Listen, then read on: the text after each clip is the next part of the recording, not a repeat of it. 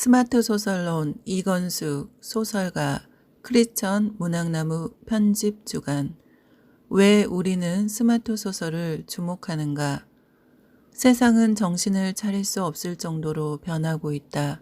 매일 신문엔 신조어가 생기고 사전에도 없는 단어들이 폭주한다. 인터넷을 뒤져 겨우 이게 무슨 뜻인가 이해할 정도이다. 요즘 폭발적인 인기를 끌고 있는 방탄소년단의 예술혁명이 우리 글 쓰는 사람들에게 일깨워주는 바가 크다. 상을 휩쓰는 것 말고도 트위터 팔로워 수가 2360만 명이나 된다고 한다. 방탄의 활동은 음악적 탁월성, 중독성 강한 리듬과 멜로디, 공감을 자아내고 진정성을 보여주는 가사에다 최신 유행의 의상까지 세계적 수준이라고 한다. 그러니 우리 청년들이 전 세계에 유명하게 알려지니 기분이 좋다 하고 끝날 일이 아니다. 왜 이렇게 세계의 청소년, 심지어는 학자들이나 예술가들이 이들을 환호하는 것일까?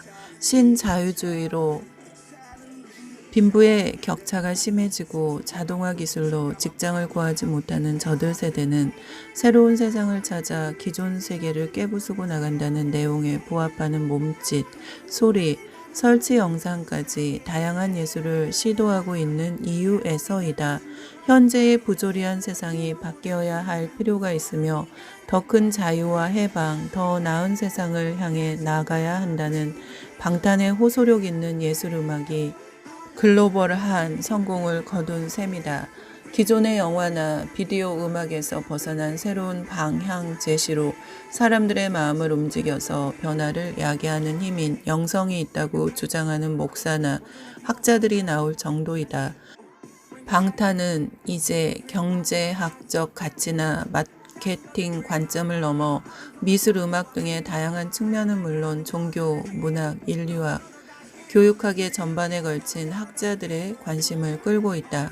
이제 방탄은 세계를 수평적으로 관통하며 흐르는 문화와 삶을 제시하며 연결하는 사회 정치적 현상이고 예술, 문화적 현상으로 세계를 하나의 끈으로 묶는 역할을 하고 있다고까지 말하는 사람들도 있다.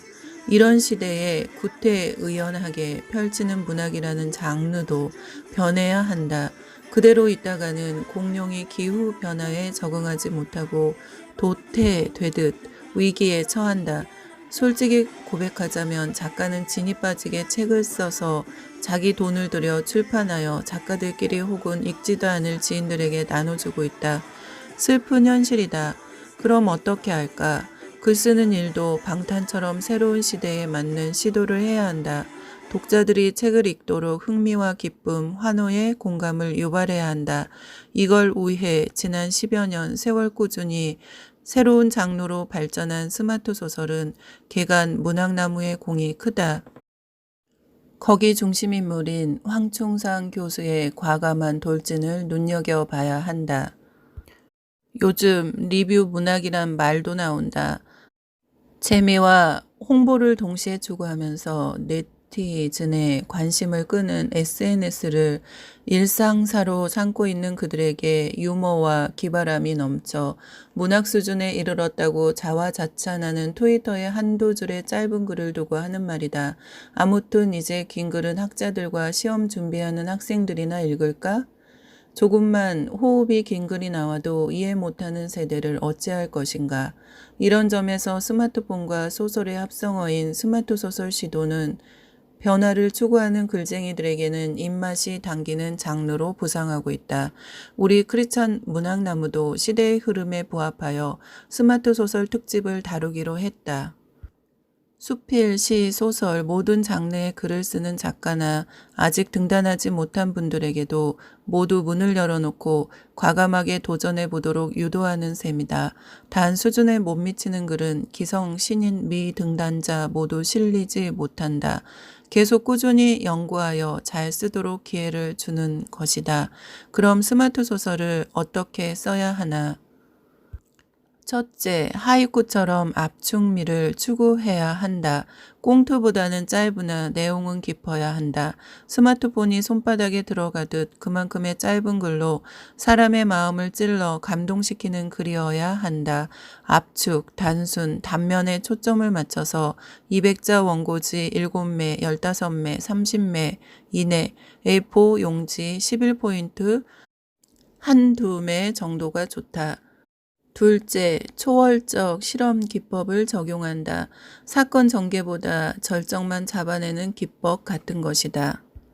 방탄이 불과 폭발, 폐허 등의 영상으로 기존 질서에 저항하고 위계 질서를 파괴하고 새로운 탄생과 상승까지 아우르는 다양한 해석의 지평을 열어놓듯 말이다. 셋째, 내용에 시사성이 있고 묘하고 아름다운 힘이 있어 문학의 품격을 갖춰야 한다.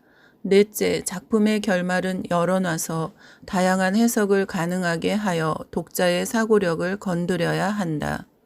다섯째, 다양한 소재로 써야 한다.